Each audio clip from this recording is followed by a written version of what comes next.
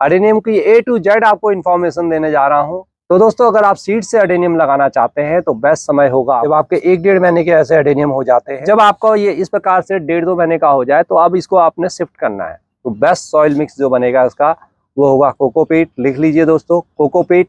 अब दोस्तों, अगर आपका अडेनियम 1 साल का हो गया है ऐसे और आपने उसमें अभी अच्छे उसमें नहीं लगाया हुआ है, और इन सब चीजों में आप ट्राइकोडर्मा जरूर अपने साथ रखें। दोस्तों, आपका स्वागत है हमारे रूफटॉप ऑर्गेनिक्स गार्डन में। मैं हरीश जोशी आज आपसे अडेनियम के बारे में बात करने जा रहा हूं। अडेनियम की A to Z आपको इन्फॉर्मेशन देने जा रहा हूं। हालांकि हम टुकड़े टुकड़े में बहुत सारी इन्फॉर्मेशन आपको हमारी वीडियोस के अंदर मिल जाएंगी, लेकिन जो हमारे कई नए सब्सक्राइबर मित्र हैं या बहुत सारे लोग ऐसे हैं जो बार बार क्वेश्चन पूछते रहते हैं, आपकी सॉइल मिक्स कैसी है, प्लीज बताइए, या आप क्या क्या डालते हैं, तो सारी इन्फॉर्मेशन इस वीडियो के अंदर है A to Z अडेनियम की।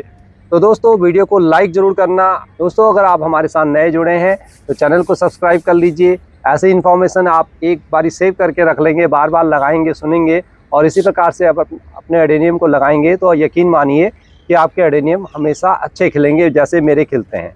दोस्तों, इस वक्त आपका जो हमारा जो महीना चल रहा है वो मई का लगभग एंड होने को आ रहा है।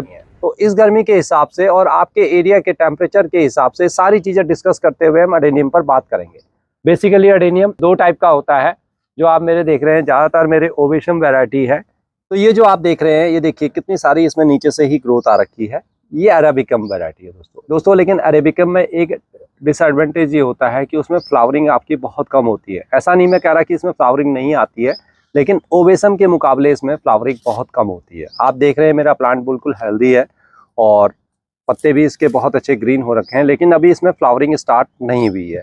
लेकिन इसका कॉडेक्स देखने में बहुत सुंदर होता है, और इसी कॉडेक्स के कारण मैंने भी अरेबिकम खरीदा था। मैंने ये करीब 2500 का लिया था लास्ट विंटर के अंदर, और अब मेरा ये अडेनियम बढ़ रहा है। मैंने इसको अच्छा लगा रखा है, तो धीरे धीरे ये अब ग्रो करेगा। देखिए, अडेनियम के लिए हमें कई बारी पैसा भी बहुत खर्च करना पड़ता है। 2500 का अडेनियम था दोस्तों, और मैंने उस वक्त इसको ज़्यादा सोचा नहीं, क्योंकि मैं एक अरेबिकम लाना चाहता था जिससे कि मैं इसके बाद में सीड से मैं इनको भी लगाऊं और फिर आगे इसी प्रकार से इनकी भी हम क्वांटिटी बढ़ाते रहे। तो ये जो आप देख रहे हैं ये हमारा है ओवेसम वैरायटी जो आप देख रहे हैं। ये इस प्रकार से हमने इसको कपड़े में ढक रखा है। इसकी वीडियो हमने आपके साथ शेयर कर रखी है कि हमने इसको गर्मी से बचाने के लिए इसकी कॉडेक्स को इस प्रकार से, या पीछे जो भी आप हमारे देख रहे हैं, ये मेरे पास ज़्यादातर सभी सारे ओवेसम वैरायटी है, और ओवेसम के अंदर हमारी फ्लावरिंग बहुत ज़बरदस्त होती है।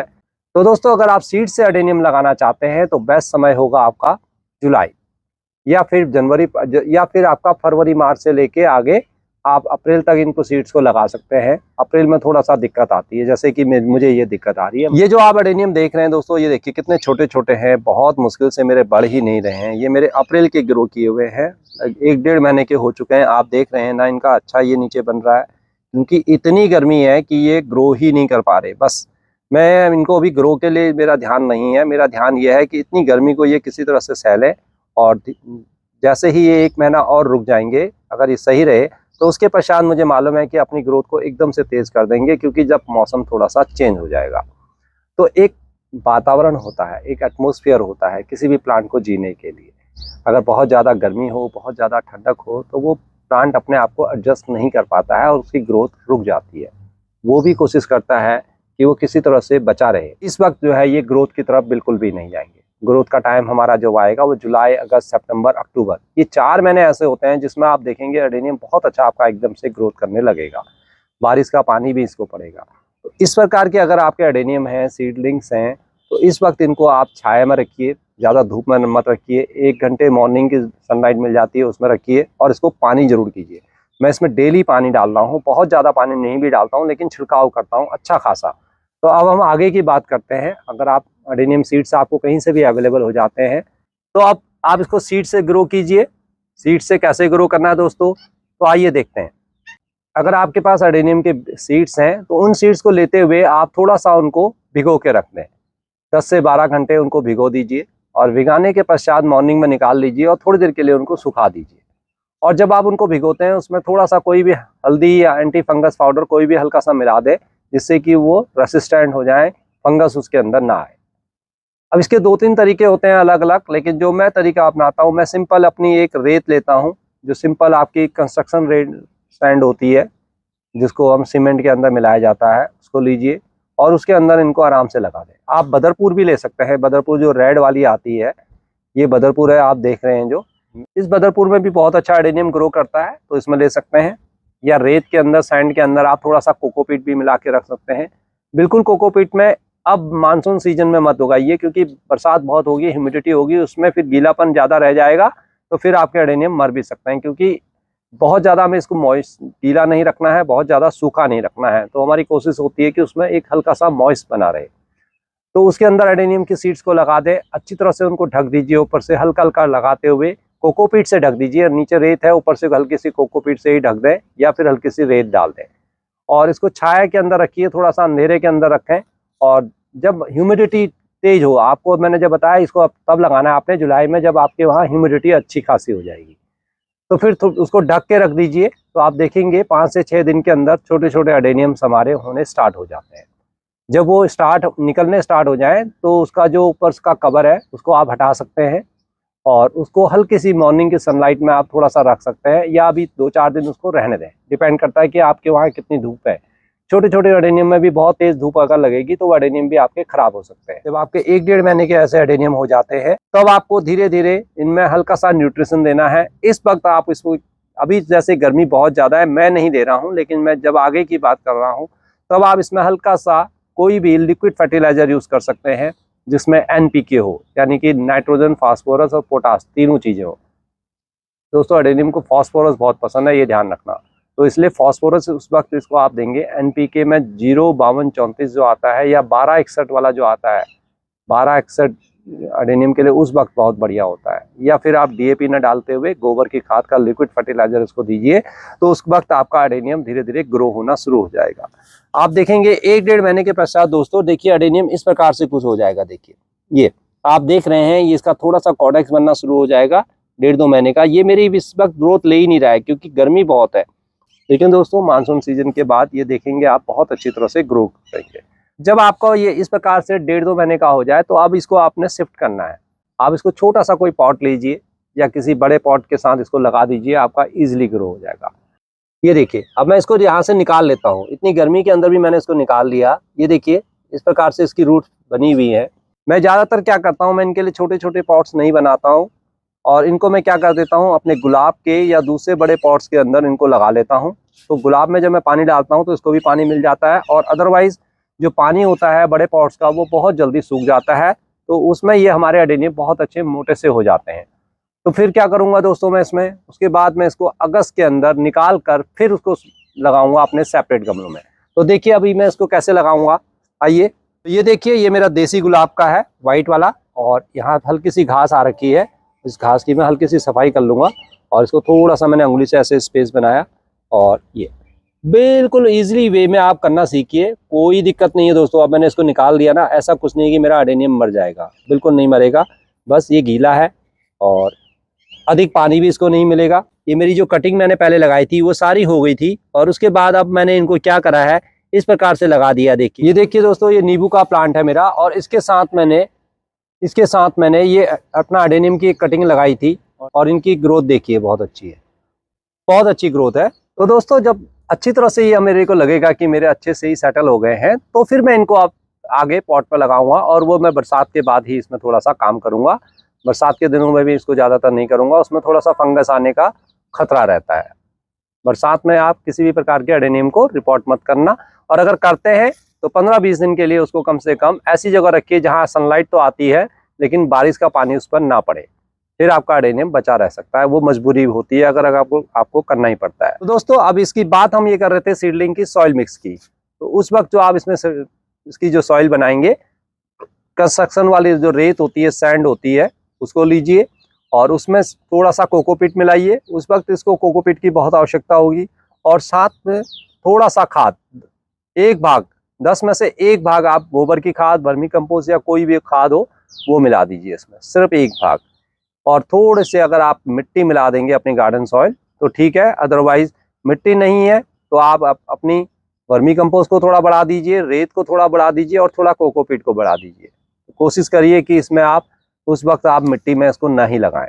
मिट्टी में नहीं लगाएंगे तो ग्रोथ का रेट थोड़ा सा कम रहेगा, लेकिन आपका एडेनियम सर्दियों में नहीं मरेगा।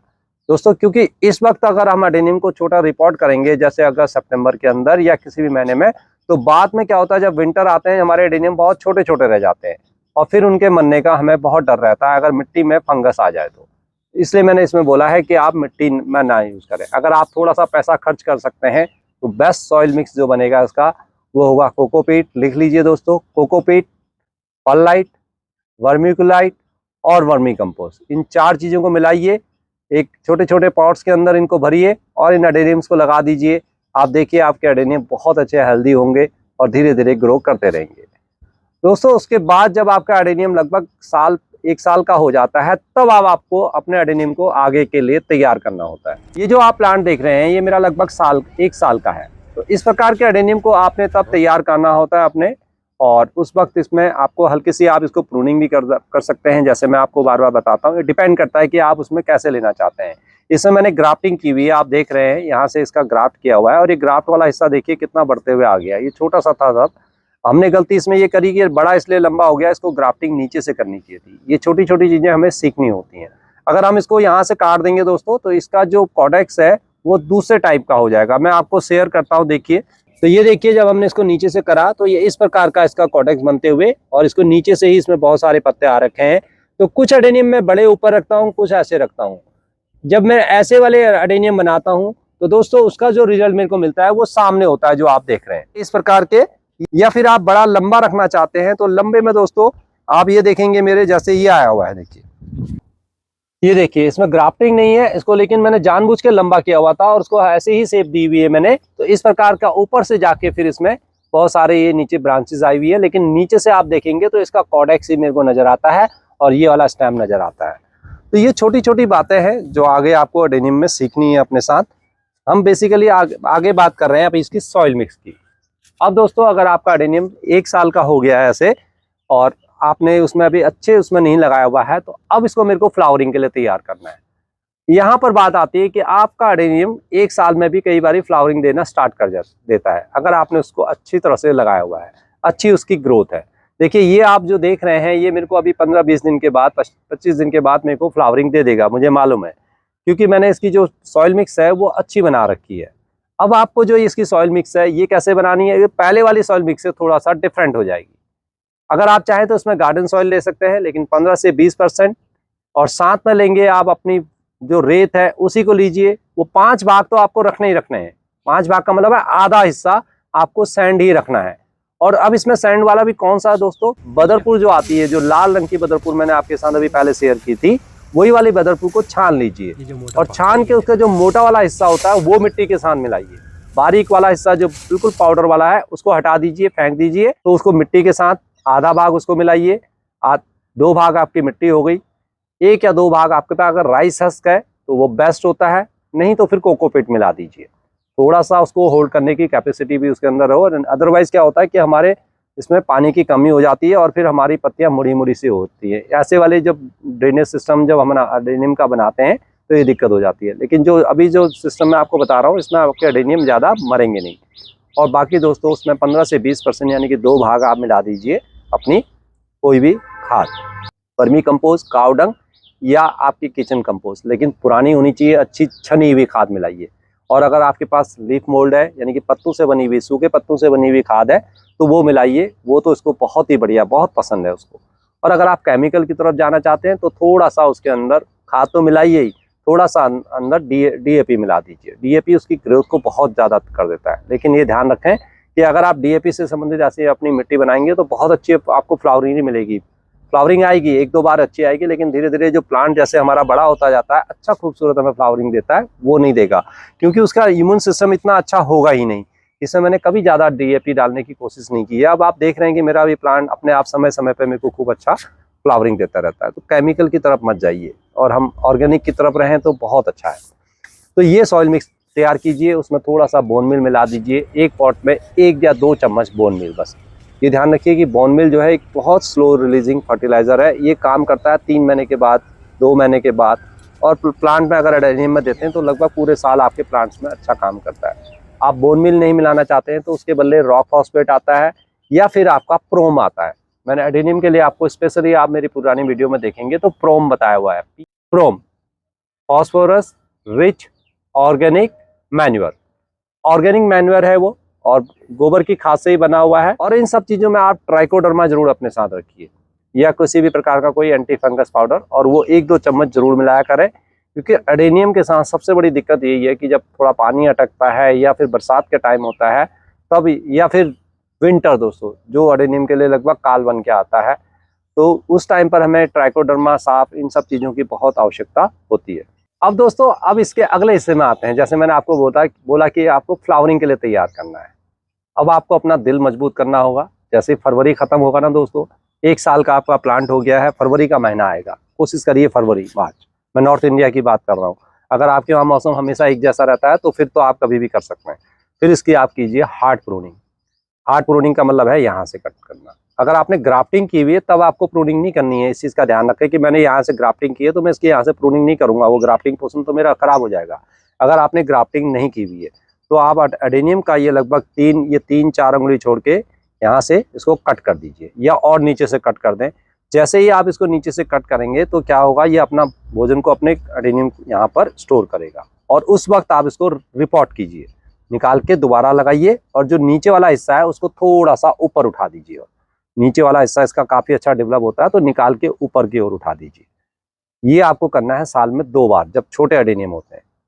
तो जब आप इसको कट करेंगे वहाँ से 3-4 उसकी स्टेम, नई नई ब्रांचेस निकलेंगी, और वो जो 3-4 स्टेम निकलेंगी, ब्रांचेस निकलेंगी, वो बहुत धीरे धीरे निकलेंगी। आपका हो सकता है उस सीजन में उसमें फ्लावरिंग ना हो सकता है, लेकिन चिंता मत करिए, आप अपने एडेनियम को अच्छे के लिए तैयार कर रहे हैं, कोई बात नहीं है।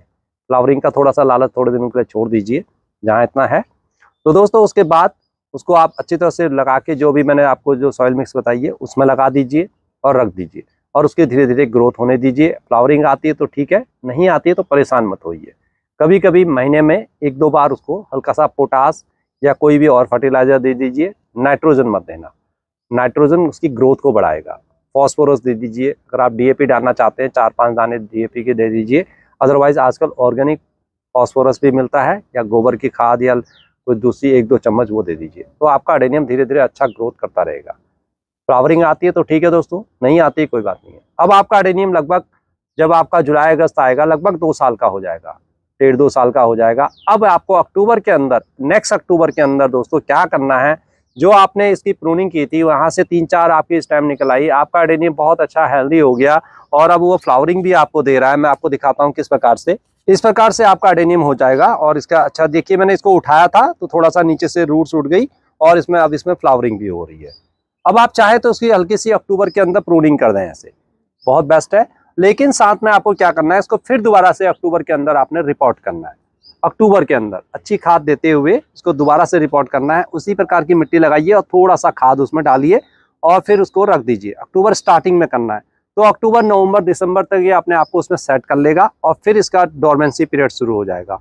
दिसंबर, जनवरी, फरवरी तक ये बिल्कुल डोरमेंट रहने वाला है, और वो टाइम होता है कि आप एडेनियम को किसी भी प्रकार से बचाएंगे, उसमें ज़्यादा पानी नहीं डालेंगे, एंटी फंगस पाउडर का यूज़ करते रहेंगे, ट्राइकोडर्मा या दूसरे अच्छे महंगे वाले अगर आपके पास मिल जाता है कोई भी फंगिसाइड, उसका इस्तेमाल करेंगे। तो दोस्तों, ये 2 साल के लगभग की बात हो गई है। अब आपका एडेनियम आप देखेंगे कि जब आपका फरवरी का महीना आएगा, आप इसको क्या करेंगे, हल्की सी प्रूनिंग करेंगे, अदरवाइज प्रूनिंग की भी आवश्यकता नहीं पड़ेगी, और थोड़ा सा खाद देंगे। और दोस्तों, अब आपका एडेनियम बिल्कुल तैयार होगा, और आप देखेंगे कि मार्च अप्रैल के अंदर, आप अप्रैल के अंदर, मार्च में नहीं, अप्रैल के अंदर आप देखेंगे कि हमारे जैसे आपके फ्लावरिंग हो रही है, आपका एडेनियम भी इसी प्रकार से फ्लावरिंग करेगा। तो ये इन्फॉर्मेशन आपको कंप्लीट है दोस्तों। अब आपको एडेनियम को उसी प्रकार से चलाना है, थोड़ा थोड़ा सा उसका साइज गमले का बड़ा करते रहना है, और जो मैंने अभी आपको बताया, लगभग ये 3 साल तक आपने ये प्रोसेस करनी है कि फरवरी के अंदर रिपोर्ट करना है, फिर आपको अक्टूबर के अंदर उसको रिपोर्ट करना है। जो आप ये देख रहे हैं, ये मेरा अभी ऐसे ही चलेगा, लेकिन मैं इसको अभी अक्टूबर के अंदर सारे रिपोर्ट करूंगा, मैं आपको तब दिखाऊंगा कैसे। और उस वक्त मैं इसमें क्या करूंगा, अक्टूबर के अंदर थोड़ा सा रेत की मात्रा और ज़्यादा बढ़ा दूंगा, जिससे कि इसमें कोई फंगस ना आए मेरा। और दूसरी, इसकी मिट्टी थोड़ा सा और वेल ड्रेन कर दूंगा, क्योंकि उस वक्त इसमें पानी बहुत कम होना चाहिए, और बरसात भी नहीं होती है उस टाइम पर। तो हमारा एडेनियम फिर हेल्दी रहते हैं, और जब हमें सही टाइम आता है तो अच्छे रिजल्ट मिलते हैं। बस यही एडेनियम की देखभाल होती है दोस्तों। सॉइल अच्छी हो, ज़्यादा खाद देने की आवश्यकता नहीं पड़ती है। बीच बीच में लिक्विड फर्टिलाइजर दीजिए, कोई भी दीजिए, ऑर्गेनिक दीजिए, केले के छिलकों का पानी दीजिए, ऑर्गेनिक पोटास मिलता है आजकल, वो दीजिए, स्प्रे करिए। और हाँ, गर्मियों के अंदर एडेनियम को खूब सारा वाटरिंग करिए, अच्छी तरह से वाटरिंग करिए, नहीं तो इसके पत्ते सिकुड़ जाएंगे। और दोस्तों इसके अंदर मैंने कभी नीम ऑयल का स्प्रे किया नहीं है, कभी मेरे बीमारी नहीं लगती है। रीज़न क्या है? क्योंकि इसमें जो मैं खाद यूज़ करता हूँ ऑर्गेनिक यूज़ करता हूँ, और साथ में सूखे पत्तों की खाद में इसके लिए बनाता हूँ और वही यूज़ करता हूँ। तो मेरे को कभी भी कोई मिली बग या किसी भी प्रकार का कोई अटैक मेरे को एडेनियम पर आज तक नहीं आया दोस्तों। मेरे 8-9 साल के एडेनियम हो गए हैं, मैंने नहीं देखा कि मेरे एडेनियम पर कोई कीड़ा का अटैक हुआ हो। आपके हो सकता है, अगर ऐसा कुछ होता है तो आप नीम ऑयल का उसमें कभी कभी स्प्रे कर दीजिए। मेरा तो गार्डन अपने आप सेल्फ मेंटेन रहता है, बहुत कम मैं इस्तेमाल करता हूँ नीम ऑयल का भी, कभी कभी कर लेता हूँ। गुलाब पे थोड़ा सा ज़्यादा करना पड़ता है, अदरवाइज नहीं। तो एडेनियम आपका पेस्ट रेसिस्ट भी है। आप बाहर कहीं जाते हैं, 15 दिन तक के लिए गए हैं, कोई बात नहीं, फ्लावर्स खराब होंगे ना होंगे, फिर आ जाएंगे, लेकिन एडेनियम आपका मरेगा नहीं, यकीन मानिए। बस थोड़ा सा उसमें वाटरिंग की कमी हो जाएगी। आप किसी को बीच में बोल के भी जा सकते हैं कि 3-4 दिन में थोड़ा सा इसको पानी डाल देना। और अगर दूसरे सीजन में जाते हैं, सितंबर, अक्टूबर, नवंबर में जाते हैं, तो कोई दिक्कत ही नहीं है दोस्तों, तो पानी नहीं भी देगा तब तो कोई बात ही नहीं है। और सर्दियों में तो इसमें 1.5-1.5, 2-2 महीने तक पानी डाला नहीं जाता। अच्छी धूप अगर आपके वहाँ आती है, 5 घंटे की मिनिमम धूप आती है, तो आप एडेनियम जरूर लगाइए, मेरे साथ रहिए, सीखिए, और आप भी इंजॉय करेंगे, आप इसके दीवाने हो जाएंगे, ये तो मेरी गारंटी है, जैसे मैं दीवाना हो चुका हूँ। अलग अलग प्रकार से एडेनियम को लगा के रखिए, तो जब इसमें फ्लावरिंग नहीं भी हो रखी होगी तो दोस्तों ऐसा लगे कि आपका ये बोनसाई लुक दे रहा है और बहुत ही खूबसूरत लग रहा है। अपने आप में एक अलग सा शेप लिया हुआ होता है। कोई ऐसा लगता है कि भगवान गणेश जैसे बैठे हुए हैं, उनका पेट बना हुआ है, उनका मुंह बना हुआ है, बहुत अच्छे इसके लुक आते हैं। ये एडेनियम को देखिए ना मेरा, कितना खूबसूरत है, देखिए। और ये देखिए यहाँ पर आपको बिल्कुल ऐसा लगेगा ये 2 आंखें हैं, ये सूट है इसकी, और ये बिल्कुल गणेश जैसे लगे हुए हैं। और ऊपर देखिए कितनी अच्छी इसकी फ्लावरिंग हो रही है। अभी तो थोड़ा सा गर्मी है दोस्तों, लेकिन जैसे ही अभी बरसात का मौसम आएगा ये खिलेगा मेरा। सितंबर, अक्टूबर, नवंबर और इवन दिसंबर तक मेरे को ये फ्लावरिंग करता है। लंबी वीडियो थी लेकिन कंप्लीट इन्फॉर्मेशन है। अपने दोस्तों के साथ शेयर कीजिए और कमेंट जरूर दीजिए दोस्तों। बिना लाइक करे हुए आपने नहीं जाना है, मेरे साथ रहना है। बाय बाय दोस्तों, फिर मिलते हैं, बाय।